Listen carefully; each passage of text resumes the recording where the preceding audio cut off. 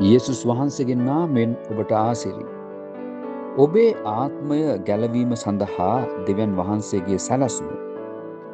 දෙවියන් වහන්සේගේ අරමුණ සදාකාල ජීවනයයි. දෙවියන් වහන්සේ ඔබට ප්‍රේම කරන සේක ඔබව මවා ඇත්තේ අරමුණක් උදෙසයි.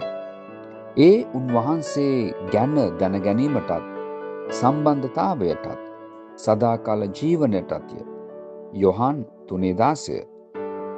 මනුෂ්‍යයාගේ ගැටලුව කුමක්ද? පාපය හා දෙවියන් වහන්සේගෙන් වෙන්වීමයි.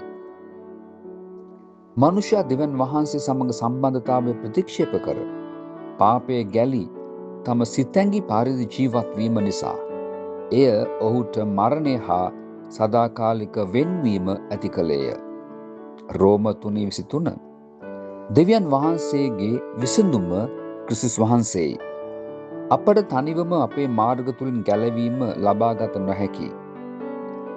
ඔබේ පුද්ගලික ප්‍රතිචාරය පසුතැවිලි වන්න අදහ ගන්න.